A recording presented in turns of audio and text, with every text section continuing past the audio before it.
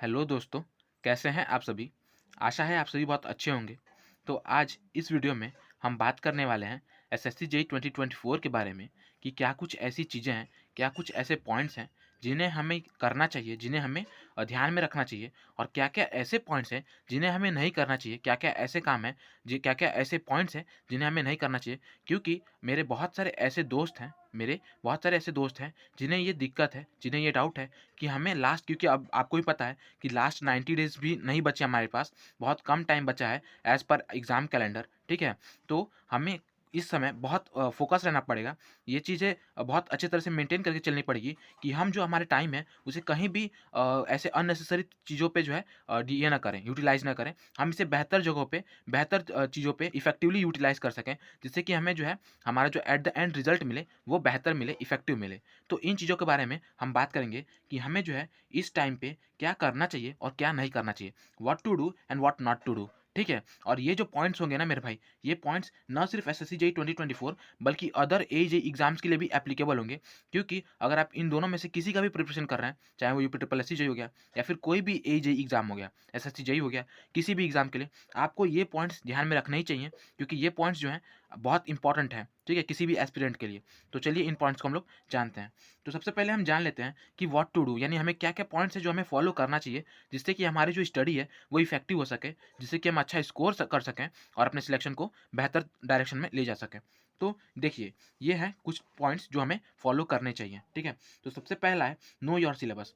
मेरे भाई सबसे पहला अगर हमारा कुछ काम होता है ना, किसी भी अगर आप एग्ज़ाम की प्रिपरेशन कर रहे हैं, किसी भी एग्ज़ाम की, तो आपका जो सबसे पहला स्टेप होना चाहिए, वो क्या होना चाहिए? नो योर सिलेबस यानी कि आपको अपना सिलेबस पता होना चाहिए। आपको पता होना चाहिए कि मुझे किस दायरे में पढ़ना है। क्या मुझे ये पूरा दायरा कंप्लीट करना है या फिर मुझे इसी दायरे में पढ़ना है या फिर मुझे इस दायरे में पढ़ना है। तो हमें पता होना चाहिए कि हमें किस दायरे में पढ़ना है, जिससे कि हम अपने लिमिट्स को सेट कर सकें, जिससे कि हम अपने लिमिट्स को सेट कर सकें और हम चीज़ों को उतना ही पढ़ें जितनी की हमें आवश्यकता है। ऐसा ना हो कि हम जो है अननेसेसरी चीज़ें भी पढ़ते जा रहे हैं, जिनका कोई एज़ सच एग्ज़ाम में यूज़ नहीं है और हमारा टाइम भी वेस्ट हुआ और कहीं न कहीं हमारे पे बर्डन पड़ा, स्ट्रेस पड़ा। हमने उतने सारी चीज़ों को याद किया और एट द एंड उसका कोई भी यूज़ नहीं हुआ, किसी भी तरह का यूटिलाइज़ेशन नहीं हुआ। तो हमें सबसे पहले जानना चाहिए कि हमारा सिलेबस क्या है। उसके बाद अगला पॉइंट है, अब हमने सिलेबस जान लिया, तो हमारा सबसे मतलब अगला स्टेप क्या है कि हम उस सिलेबस को क्या करें, कवर करें। यानी हम अपने पूरे सिलेबस को क्या कर लें, कवर कर लें, जितना जल्दी हो सके उतना जल्दी। ऐसा इसलिए देखिए मेरे बहुत सारे ऐसे दोस्त हैं जो क्या करते हैं, जो ना इम्पोर्टेंट टॉपिक्स देखते हैं, मतलब इम्पोर्टेंट तो ऑब्वियस सी बात है, हमें कंप्लीट करना ही चाहिए, ठीक है? लेकिन अब आप ही देखिए, जैसे बीएमसी हो गया, ठीक है मेरे भाई? एज़ अ सिविल इंजीनियर, ठीक है? मैं आपको बता रहा हूँ, तो एग्ज़ाम्पल में मैं बीएमसी ले रहा हूँ। अगर आप किसी अदर ट्रेड से भी हैं तो भी ये जो वीडियो है, ये जो पॉइंट्स मैं बता रहा हूँ, वो आपके लिए बहुत इंपॉर्टेंट है। लेकिन बस यहाँ पे मैं एग्ज़ाम्पल किसी अदर सब्जेक्ट का ले रहा हूँ। तो देखिए, अगर जैसे हम बात करते हैं बीएमसी की, ठीक है? या फिर बीएमसी का नहीं करें, अगर हम बात करते हैं तो हम बात कर लेते हैं सोम की, ठीक है? अगर हम बात करते हैं सोम की, ठीक है? तो सोम में मेरे बहुत सारे ऐसे दोस्त हैं, जो क्या करते हैं, जो स्ट्रेस को पढ़ लेते हैं। क्योंकि स्ट्रेस इम्पोर्टेंट पॉइंट है, ठीक है? स्लोप एंड डिफ्लेक्शन को पढ़ लेते हैं, ठीक है? क्योंकि इम्पोर्टेंट है। लेकिन बहुत सारे ऐसे दोस्त हैं, जो ना टॉर्ज़न को छोड़ देते हैं। क्या करते हैं? टॉर्ज़न जैसे टॉपिक को छोड़ देते हैं। तो ऐसा तो है नहीं कि ये हमारे सिलेबस में है नहीं, सिलेबस में तो है। क्यों? टॉर्ज़न तो है ही। तो हम क्या करते हैं, हम इम्पोर्टेंट टॉपिक्स को पढ़ लेते हैं और कहीं न कहीं जो लास्ट के चैप्टर्स होते हैं, जैसे स्प्रिंग हो गया, ठीक है? स्प्रिंग हो गया, जो लास्ट के चैप्टर्स होते हैं, जो कुछ ऐसे चैप्टर्स होते हैं जिनसे बहुत कम क्वेश्चन आता है, हम उन्हें छोड़ देते हैं, ठीक है? तो वहाँ कहीं न कहीं हम गलती कर रहे हैं। क्यों? क्योंकि ऑब्वियस सी बात है, हमको जो हमारे ज़्यादा वेटेज वाले टॉपिक्स हैं, उन्हें तो हमें पढ़ना है, लेकिन इसके साथ-साथ जब हमारे ज़्यादा वेटेज वाले टॉपिक्स कंप्लीट हो जाएँ, तो हमें इन टॉपिक्स को भी पढ़ना है, क्योंकि एग्ज़ाम जो है, एक अनसर्टेन सा ये होता है, इवेंट होता है। उसमें कोई ये नहीं होता है कि हमें इम्पोर्टेंट पॉइंट्स ही पूछे जाएँगे। जैसे कि अभी मैं आपको बता रहा था मतलब इसमें बीएमसी में ज़रूरी नहीं है कि आपको ब्रिक से ही क्वेश्चन आए, क्योंकि ब्रिक बहुत इंपॉर्टेंट है। ये भी हो सकता है कि आपको ग्लास से क्वेश्चन आ जाए या फिर क्या बोलते हैं इससे, स्टील से क्वेश्चन आ जाए या फिर प्लास्टिक से क्वेश्चन आ जाए, तो आपको इनके लिए भी तैयार रहना है। तो और अब का जो हम देख रहे हैं, अब हम जो ट्रेंड देख रहे हैं किसी भी एग्ज़ाम का, तो उसमें जो है हमारा हर चैप्टर का, हर सब्जेक्ट का जो है इक्वल वेटेज लिया जा रहा है। कहीं न कहीं उनको जो है समान मान्यता दी जा रही है, समान अहमियत दी जा रही है। तो उन पॉइंट को जो है हमें ध्यान में रखते हुए हमें अपने पूरे सिलेबस को कवर करना चाहिए, ना कि सिर्फ़ इम्पोर्टेंट सिलेबस को। तो इस चीज़ को मैं यहाँ पे क्लियर करना चाहता था, ठीक है? ऑब्वियस सी बात है, यहाँ पे मैं ये नहीं कहता कि आप इम्पोर्टेंट चीज़ों को कवर ना करें। आप सबसे पहले आपका सबसे पहला प्रायोरिटी यही है कि आप उन्हें कंप्लीट करें, लेकिन आपका दूसरा प्रायोरिटी यही होना चाहिए कि इसके बाद जो है आप उनको जो है, जो आपके टॉपिक्स बचे हुए हैं, उन्हें भी कंप्लीट करें, क्योंकि ज़रूरी नहीं है कि सिर्फ इंपॉर्टेंट क्वेश्चंस ही आए, इनसे भी क्वेश्चंस आ सकते हैं, क्योंकि ये सिलेबस में है। और आप ये भी नहीं क्लेम कर पाएँगे कि नहीं सिलेबस में नहीं था तो अलग हो गया, ये हो गया, टफ हो गया क्वेश्चन, ये चीज़ आप क्लेम नहीं कर पाएँगे, क्योंकि भाई सिलेबस में था तो आपने पढ़ा क्यों नहीं? ठीक है? तो ये हो गया दूसरा पॉइंट। तीसरा पॉइंट है practice previous year questions. Previous year question solve कीजिए, ठीक है? अगर आपने सिलेबस कवर कर लिया तो आपका अगला जो अगला काम है, जो अगला चीज़ है वो है, अगला स्टेप क्या है? प्रीवियस ईयर क्वेश्चन सॉल्व करना। क्योंकि जब तक आप पीवाईक्यू सॉल्व नहीं करेंगे, आपको ये नहीं पता चलेगा कि मुझे जो है, मेरे कौन से कॉन्सेप्ट जो है वो कंप्लीट हैं। मेरे कौन से कॉन्सेप्ट मुझे अच्छी तरह से आते हैं, और कौन-सी ऐसी चीज़ें हैं जिन्हें मैंने कहीं न कहीं लैग कर दिया, जिन्हें कहीं न कहीं मैंने छोड़ दिया, जिन्हें मुझे लेके चलना चाहिए था। ठीक है? तो ये चीज़ें हमें पता चल जाती हैं। बहुत सारे दोस्त होंगे, मैंने खुद ने भी ये क्या-क्या एक्सपीरियंस किया है, फेस किया है कि मैंने किसी फ़ॉर्मूला को जो है अनइम्पोर्टेंट देख के छोड़ दिया। मुझे नहीं लगा कि हाँ, ये मतलब बहुत बड़ा है, ऐसा कुछ पूछ नहीं सकता। बट जब मैंने पीवाईक्यू सॉल्व किया, तो मुझे ये फ़ील हुआ कि अरे नहीं, ये तो मतलब इम्पोर्टेंट है, जानना पड़ेगा। तो मैंने उसे कवर कर लिया, मैंने उसे याद कर लिया, ठीक है? तो इस तरह से जो है बहुत सारी पॉइंट जो है आपको मिल जाएगी जब आप जो है पीवाईक्यू को सॉल्व करेंगे। इसके बाद अगला पॉइंट है, ठीक है? Solve paper of latest exam which have been held shortly. यानी कि जो एग्ज़ाम्स जो हैं, अब देखिए, जो अब ये भी बहुत इंपॉर्टेंट है कि आप जो है एग्ज़ाम में अपडेटेड रहें। क्या रहें? एग्ज़ाम से अपडेटेड रहें। जो भी आपका लेटेस्ट एग्ज़ाम का पैटर्न चल रहा है, उससे आप अपडेटेड रहें। ऐसा इसलिए कि बहुत बार ऐसा देखा गया है कि जो है आपका कोई अगर फिलहाल में जैसे एसएससी जेईई का एग्ज़ाम हो रहा है, ठीक है? 2024 का। लेकिन अगर इससे पहले या फिर इसके कुछ समय पहले जो आपका सबसे पहले एग्ज़ाम हुआ था, मतलब कि सबसे मतलब लेटेस्ट में, उन्हें भी आपको देखते चलना है, उन्हें भी आपके क्वेश्चंस को सॉल्व करते चलना है। क्योंकि ऐसा होता है बहुत बार कि हमारा जो एसएससी जेईई का ये है, एसएससी जेईई का एग्ज़ाम है, उसमें जो है उनसे कुछ क्वेश्चंस जो है, जो उन्हें एग्ज़ामिनर को अच्छा लगता है और वो उठा के डाल देता है। तो बहुत सारे क्वेश्चंस ऐसे होते हैं ना, जो कि हाल-फिलहाल में जो एग्ज़ाम्स हुए हैं, उनमें से उठा के जाते हैं। तो इन चीज़ों को भी आपको ध्यान में लेके चलना है। इसके बाद अगला चीज़ है attempt mock test and analyse it, ठीक है? आपको मॉक टेस्ट अटेम्प्ट करना है, ठीक है? आपने सिलेबस कवर कर लिया, इंपॉर्टेंट टॉपिक्स पढ़ लिए, जो मतलब सेकंड प्रायोरिटी के टेस्ट टॉपिक्स थे उन्हें भी आपने कंप्लीट कर लिया, पीवाईक्यूज़ सॉल्व कर लिए, तो अगला स्टेप क्या होगा मेरे भाई? अगला स्टेप यही होगा कि आप मॉक टेस्ट दें, ठीक है? और आप उसको एनालाइज़ करें। ऑब्वियसली मॉक टेस्ट दें, मेरे बहुत सारे दोस्त ऐसे हैं जो मॉक टेस्ट देते हैं बट एनालाइज़ नहीं करते हैं, तो मैंने यहाँ व्हाट नॉट टू डू में ये चीज़ लिख के रखा है कि आप मॉक तो दे रहे हैं बट उसे एनालाइज़ नहीं कर रहे हैं। तो उसे एनालाइज़ कीजिए, ताकि आपको पता चल सके कि मेरे कौन से एरिया जो हैं, कौन से फील्ड जो हैं वीक हैं और कौन से एरियाज़ मेरे स्ट्रॉन्ग हैं, किन पे मुझे और वर्क करना चाहिए, कौन से मैंने सिली मिस्टेक किए जिन्हें मैं एग्ज़ाम में सुधार सकता हूँ। तो ये सब चीज़ें आपको कैसे मालूम चलेंगी? तो ये सब आपको तभी मालूम चलेंगी जब आप क्या करेंगे, जब आप मॉक टेस्ट देंगे और उसका एनालिसिस करेंगे। इसके बाद अगला पॉइंट है prepare a daily diary so that you can maintain your daily routine. इसके बाद देखिए, एक बहुत इंपॉर्टेंट पॉइंट ये है कि मेरे बहुत सारे ऐसे दोस्त हैं, वो कहते हैं कि मैं जो है डेली रूटीन फॉलो नहीं कर पाता या फिर टाइम टेबल नहीं फॉलो कर पाता। तो इसके लिए मैंने एक सॉल्यूशन निकाल के रखा है, ठीक है? जिसे मैं अपने आप पे अप्लाई करता हूँ, और ये बहुत फुल प्रूफ है, क्योंकि मेरे पे अप्लाई हो रही है तो मैं मानता हूँ कि आप पे भी हो ही जाएगी, ठीक है? तो देखिए क्या करना है आपको, आपको कुछ नहीं करना, आप अपना पहले रूटीन सेट कर दिए। और मेरे दोस्त एक दोस्त ने मुझे ये किया था, कमेंट किया था कि उन्हें जो है रूटीन के बारे में चाहिए, उन्हें एक मतलब टाइम टेबल या शेड्यूल बना के मैं दे दूँ, तो उसपे मैं काम कर रहा हूँ, और कल में जो है वो भी वीडियो आ जाएगा। तो आप देख सकते हैं कि आपका शेड्यूल किस तरह से आप रख सकते हैं, अगर आपके पास बहुत बिज़ी शेड्यूल है तो, ठीक है? तो अगर हम बात करें तो सबसे पहले आपको क्या करना है इस पॉइंट के लिए, सबसे पहले आपको अपना रूटीन बना लेना है, शेड्यूल बना लेना है।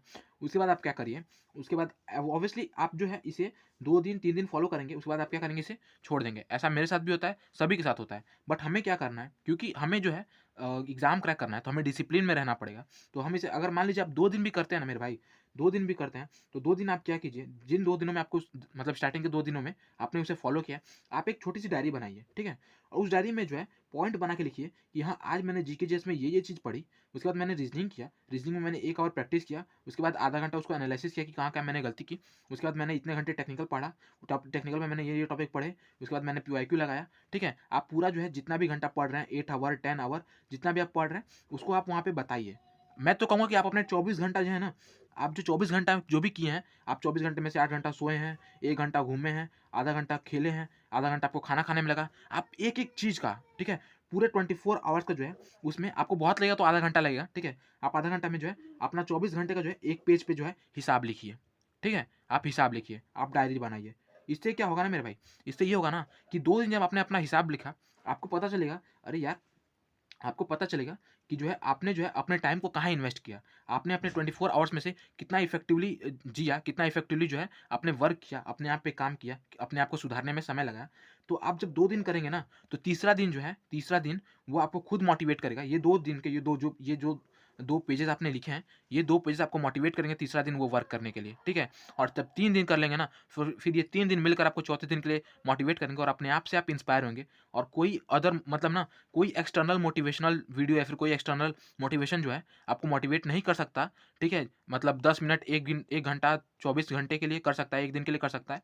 लेकिन हमेशा के लिए, ठीक है? हमेशा के लिए अगर कोई आपको मोटिवेट कर सकता है, वो तो सिर्फ़ वो आप खुद हैं, आपकी मेहनत है। तो आप जो है ये डायरी बनाएँ, जिससे कि आपको किसी और को नहीं खोजना पड़ेगा। आप खुद अपने सोर्स ऑफ मोटिवेशन हो जाएँगे और पढ़ना चालू करेंगे, ठीक है? तो ये फ़ॉलो कर सकते हैं आप, जिसके थ्रू जो है आप क्या कर लेंगे, आप जो है अपने आप ही अपने रूटीन को फ़ॉलो करने लगेंगे, डेली रूटीन को फ़ॉलो करने लगेंगे, ठीक है? और डायरी लिखना बहुत अच्छी बात है, अगर आप अपने दिन का पूरा हिसाब लिख रहे हैं, मतलब कि आपको समय की अहमियत मालूम है। इसके बाद आप क्या कर सकते हैं, इसके बाद ट्रिपल पी फ़ॉलो कर सकते हैं। ट्रिपल पी वाला जो मेथड है, आपने भी सुना होगा, प्रैक्टिस, प्रिपेयर, परफेक्ट। आपको क्या करना है, आपने इतना सब कुछ कर लिया मेरे भाई, आपने सिलेबस कवर कर लिया, आपने पीवाईक्यू सॉल्व किया, आप मॉक टेस्ट लगा रहे हैं। अब आपको पता चल रहा है कि आप में ये कमियाँ हैं। आपने प्रैक्टिस किया, आपको पता चला ये कमियाँ हैं। अब आप क्या करिए, अब आप उस प्रैक्टिस के थ्रू आपको जो कमियाँ पता चली, उनको आप प्रिपेयर करिए, उन्हें आप सुधारिए, उन पे आप वर्क कीजिए और फिर वर्क करने के बाद फिर से आप जब देखेंगे, तो मतलब आपने प्रैक्टिस किया, प्रिपेयर किया, फिर आप क्या बन जाएँगे? परफेक्ट बन जाएँगे। तो इस पे आप वर्क करिए, इस मेथड को आप फॉलो करिए। और एट द एंड आपको क्या करना है, आपका एट द एंड जो वर्क है, एग्ज़ाम से पहले आपको अपने आप को मेक श्योर कि आप कॉन्फिडेंट हैं, क्योंकि इतना सब कुछ काम करने के बाद ना मेरे भाई, आप में इतना कॉन्फिडेंट आ जाएगा कि मतलब एकदम नेक्स्ट लेवल का। तो आप कॉन्फिडेंट हो जाएँगे, मतलब ओवर कॉन्फिडेंट नहीं, बी कॉन्फिडेंट। कॉन्फिडेंट होना है और आपको मतलब ये इस पे ज़्यादा ये करना है, फॉलो करना है कि आपने क्या-क्या पढ़ी है, ठीक है? व्हाट यू हैव स्टडी, जो आपने पढ़ा है, उस पे आपको कॉन्फिडेंट रहना है, ठीक है? क्योंकि बहुत बार ऐसा होता है ना मेरे भाई कि एग्ज़ाम में क्वेश्चन्स आते हैं, ठीक है? और हमने पढ़ रखा है, लेकिन हमें अपनी स्टडी पे जो है उतना कॉन्फिडेंट नहीं होता है, कॉन्फिडेंस नहीं होता है, हम उतने कॉन्फिडेंट नहीं होते हैं और हम उसे नहीं छूते हैं, मतलब उस क्वेश्चन को हम लोग टच नहीं करते हैं कि अरे कहीं गलती ना हो जाए। मालूम है फिर भी टच नहीं कर रहे हैं कि अरे कहीं गलती ना हो जाए, उतना कॉन्फिडेंस नहीं है हम लोग में, ठीक है? और आपका ऑप्शन सही था, बाद में आपको पता चलता है कि अरे ऑप्शन सही था, मैंने सही पढ़ा था लेकिन मैंने अटेम्प्ट नहीं किया। तो ये चीज़ ना हो, इसलिए आप क्या करें, आप हमेशा कॉन्फिडेंट रहें कि आपने जो भी पढ़ा है उस पे, आप भरोसा रखिए अपने पढ़ाई पे, ठीक है? ये चीज़ है, लास्ट पॉइंट था हमारा कि हमें क्या-क्या करना चाहिए। इसी के साथ मैं एक और पॉइंट को अभी जोड़ूँगा, ठीक है? उसके बाद अभी फ़िलहाल में हम जान लेते हैं कि हमें क्या-क्या ऐसी चीज़ें हैं जो नहीं करनी चाहिए, ठीक है? What not to do. तो उसमें giving mocks but not analysis, मतलब वही कि मतलब आप मॉक दे रहे हैं बट एनालाइज़ नहीं कर रहे हैं। तो एनालाइज़ नहीं करेंगे तो आपको पता नहीं चलेगा कि आप कहाँ पे वीक हैं, कहाँ पे स्ट्रॉन्ग हैं, ठीक है? कौन सी जगहों पे आपको अपने आप को प्रिपेयर करना है, तो आप ट्रिपल मेथड नहीं फॉलो कर पाएँगे। तो एट द एंड जो है ये चीज़ आपको नहीं करनी है, इससे आपको बचना है। आपको जो है मॉक भी देना है और एनालाइज़ भी करना है, ठीक है? इसके बाद है ignoring non technical part specially reasoning. मेरे भाई ये चीज़ तो मेरे में भी थोड़ा बहुत है, बट मैं इसे कर रहा हूँ, मतलब ठीक है, मैं इसे सुधार रहा हूँ और मैं ये आपको भी यही सजेशन दूँगा कि जो है आप जो है नॉन टेक्निकल पार्ट को जो है वो कहीं न कहीं इग्नोर मत करिए, ठीक है? कहीं न कहीं इग्नोर मत करिए, क्योंकि ऑब्वियसली मैं मानता हूँ कि 500 नंबर में से जो है 400 नंबर जो है आपका एसएससी जेईई में टेक्निकल का ही है। 300 मेंस के और 100 नंबर क्या बोलते हैं प्री के। लेकिन इसमें 100 नंबर जो है प्री के लिए जो आपको क्वालीफाई कराएँगे वो है नॉन टेक्निकल के। और नॉन टेक्निकल में भी मैं मानता हूँ कि जीके जेएस तो बहुत एज़ अ ब्रॉड चीज़ है, उसको आप नहीं कवर कर पाएँगे पूरी तरह से। तो उसमें कहीं न कहीं लैक है, कवर करिए आप, जितना हो सकता है उतना करिए। आप मेरे क्रैश कोर्स से जुड़ सकते हैं, जो भी मैं चला रहा हूँ, उसके बारे में मैं अभी बताऊँगा। उससे जुड़ सकते हैं, जिससे कि आप अपने टेक्निकल और नॉन टेक्निकल दोनों को ही मजबूत कर सकते हैं। तो आप वर्क करिए, लेकिन मैं ये कहूँगा कि स्पेशली आप रीज़निंग पे ज़्यादा ध्यान दीजिए। रीज़निंग को भी प्रिपेयर करिए, ठीक है? क्योंकि मेरे बहुत सारे ऐसे दोस्त होते हैं, जो कहते हैं, "अरे! रीज़निंग ही तो है, आसान होता है, हम लोग कर लिया जाएगा, हम लोग इंजीनियर हैं, हमारा लॉजिक बहुत बढ़िया होता है।" बट मेरे भाई कर तो लोगे, बट क्या? टाइम, टाइम कहाँ जाएगा? टाइम को तुम मैनेज नहीं कर पाओगे ना, टाइम मैनेजमेंट तुम्हारा गड़बड़ा जाएगा। तो इस चीज़ को ध्यान में रखने के लिए, टाइम मैनेजमेंट सही रखने के लिए आपको जो है रीज़निंग पे ध्यान देना ही पड़ेगा। उसके बाद अगला पॉइंट है not following daily routine time table. और फिर तीसरा पॉइंट ऑब्वियसली, अगर आप डेली जो रूटीन है आपका, उसको आप फॉलो नहीं करोगे, डेली रूटीन को फॉलो नहीं करोगे, तो आपकी कंसिस्टेंसी क्या हो जाएगी? ब्रेक हो जाएगी। कंसिस्टेंसी जहाँ ब्रेक हुई मेरे भाई, समझिए आपकी पढ़ाई वहीं पे डाउन हो गई, डाउनफॉल हो गया आपका, ठीक है? आपकी जो एम्पायर आप जो खड़ा करना चाह रहे हैं, वो एम्पायर कहीं न कहीं डाउनफॉल की तरफ जा रहा है, डिक्लाइन की तरफ जा रहा है। तो आपको ये भी मेक श्योर करना है कि आप डेली रूटीन से पढ़ें। मैं मानता हूँ कि बहुत सारे ऐसे कंडीशंस आते हैं मेरे दोस्तों को कि वो लोग नहीं पढ़ पाते, मैं मानता हूँ। लेकिन सबके लाइफ में स्ट्रगल है और सभी जितने में है उतने में परेशान है। लेकिन मैं ये कहूँगा कि अगर आप 8 घंटे का शेड्यूल बनाएँ, कोई कारण की वजह से, बहुत सारे कारण हो सकते हैं, किसी भी कारण की वजह से आप नहीं कर पाए, तो मैं ये कहूँगा कि आप 8 घंटे नहीं कर पा रहे, नो डाउट, मत कर पाएँ, छोड़ दें उसको, आप उसमें कोई बर्डन लेने की ज़रूरत नहीं है। आप उसकी जगह पे कुछ काम कर रहे थे, ठीक है? और लेकिन आप क्या करिए, आप कम से कम 2 घंटा तो कोशिश कीजिए, मतलब पढ़ाई नहीं छूटनी चाहिए, कुछ ना कुछ पढ़ना चाहिए। कम से कम 1 ही घंटा पढ़िए, लेकिन पढ़िए, रोज़ पढ़िए, ठीक है? कंसिस्टेंसी नहीं ब्रेक होनी चाहिए। तो ये मैं कहना चाह रहा हूँ, ठीक है? इसके बाद है solving paper of old pattern. और उसके बाद देखिए, हम में से बहुत सारे ऐसे दोस्त भी हैं, जो क्या करते हैं, जो पेपर तो सॉल्व करते हैं, लेकिन वो 2010 का सॉल्व कर रहे हैं, 2012 का सॉल्व कर रहे हैं। मेरे भाई 2012 का पेपर सॉल्व करके क्या फ़ायदा? अरे! उसका तो ट्रेंड ही खत्म हो गया। वैसा वो पेपर का पैटर्न खत्म, उस तरह से थोड़ी ना आएगा। अब 2012 के अगर कॉम्पिटिशन के लेवल से आप देखिए, 2024 का कॉम्पिटिशन, तो वो नहीं ना सॉल्व हो पाएगा, नहीं कुछ कर पाएँगे आप। तो आप ये मेक श्योर करें कि आप जब भी जो है पेपर मतलब सॉल्व कर रहे हैं, पीवाईक्यूज़ लगा रहे हैं या फिर मॉक टेस्ट दे रहे हैं, तो वो लेटेस्ट में हो, ठीक है? लेटेस्ट में हो, लेटेस्ट एग्ज़ाम पैटर्न पे हो। लेटेस्ट ना हो तो कम से कम 5 साल से ज़्यादा पुराना भी नहीं हो, ठीक है? 5 साल से मतलब कि 2020 से 2024 के बीच में हो, तो मैं कहूँगा कि बेहतर होगा, ठीक है? तो ये चीज़ हो गया। इसके बाद है not using a proper strategy. इतना सब कुछ करने के बाद भी मैं आपको यही कहूँगा कि एक प्रॉपर स्ट्रेटेजी तो आप बना ही लीजिएगा। इसके बारे में मैं अभी एक वीडियो बना दूँगा, ठीक है? और बनाया भी हूँ, आप एक बार देख सकते हैं, लास्ट 90 डेज़ स्ट्रेटेजी मैंने बना रखा है। इसी साथ मैं एक और बना दूँगा। लेकिन स्ट्रेटेजी के लिए जो है आप मेक श्योर करें कि आप एक प्रॉपर स्ट्रेटेजी फॉलो करें, क्योंकि एट द एंड आपका प्लानिंग आपको भी पता है कि इंजीनियर हैं आप, तो आपको भी पता है कि किसी भी इंजीनियरिंग वर्क को करने से पहले हम क्या करते हैं? हम प्लानिंग करते हैं, ठीक है? हम ये मेक श्योर करते हैं कि हमें हमें क्या चीज़ें कब करनी चाहिए, कितना टाइम किसी चीज़ को देना है, ठीक है? कौन सी चीज़ें पहले करनी है, कौन सी चीज़ें बाद में करनी है। तो ये जो प्लानिंग है ना, वो हर जगह अप्लाई होता है। तो आप जो है इंजीनियर हैं, तो आप सबसे पहले क्या करिए, प्लानिंग करिए, स्ट्रैटेजी बनाइए, उसके बाद उसको ये करिए, एग्ज़ीक्यूट करिए, ठीक है? तो ये सारे कुछ पॉइंट्स हो गए, जिनको आपको मैं बताना चाहता था। ये जो पॉइंट्स हैं, वो आपको फॉलो करने हैं और ये सभी बहुत इंपॉर्टेंट है, ठीक है? इसके बाद जो है मैं आपको एक चीज़ और बताऊँ कि अगर आप अभी तक आपका सिलेबस कवर नहीं हुआ है, क्योंकि अब बहुत ज़्यादा दिन नहीं बचे हैं, तो अगर अभी तक भी आपका सिलेबस कवर नहीं हुआ है, तो आप क्या कर सकते हैं, आप मेरे लास्ट 90 डेज़ क्रैश कोर्स से जुड़ सकते हैं, जिसे हम इसी चैनल पे चलाते हैं। और इसके लिए आपको किसी तरह का ये फ्री ऑफ कॉस्ट है। आपको कुछ नहीं करना है, आपको बस सपोर्ट करना है, आपको बस चैनल को सब्सक्राइब करना है और इस क्रैश कोर्स से जुड़ जाना है और अपनी स्टडी को कंटिन्यू रखना है। इसमें जो है technical as well as non technical दोनों ही सब्जेक्ट्स को मैं फॉलो कर रहा हूँ, दोनों ही सब्जेक्ट्स को कंप्लीट कर रहा हूँ, ठीक है? तो आप मेक श्योर करें कि आप जो है इस क्रैश कोर्स से जुड़ जाएँ। और इसमें जो अगर मैं कहूँ, तो इसमें हमने 16 डेज़ का पढ़ाई कंप्लीट भी कर लिया है। तो अभी भी आप मतलब एज़ सच इतने भी लेट नहीं हैं। आप जल्दी से जॉइन कर लें, पीछे के भी चीज़ों को कवर करते रहें और आगे की चीज़ों को भी कवर करते रहें, ताकि आपका सिलेबस बेहतर तरीके से कवर हो सके। और अगर आप कवर कर चुके हैं, तो very good, good and well. लेकिन आप अगर चाहें तो रिवाइज़ कर सकते हैं मेरे इन वीडियोज़ के थ्रू। ये वीडियोज़ बहुत हेल्पफुल होने होने वाले हैं आपके लिए। तो आप इसके थ्रू जो है रिवाइज़ कर सकते हैं और कोई कॉन्सेप्ट अगर आपका बचा हुआ है, तो आप वो भी कंप्लीट कर सकते हैं। ठीक है? तो ये सारी चीज़ें थी और ये सारी बातें थी जो कि मुझे बतानी थी आपको, बतानी एज़ अ फ्रेंड, ठीक है? तो ये था इस वीडियो में। और वीडियो पसंद आया हो, चीज़ें पसंद आई हो, पॉइंट्स, तो प्लीज़ वीडियो को लाइक करें और कमेंट करें, क्योंकि कमेंट, आपके कमेंट से मुझे मोटिवेशन मिलता है, ठीक है? और ऑब्वियसली चैनल को सब्सक्राइब नहीं किया तो चैनल को भी सब्सक्राइब कर लें, क्योंकि मुझे बहुत खुशी होगी अगर आप इस हमारे फैमिली से जुड़ेंगे तो। और ये था इस वीडियो में।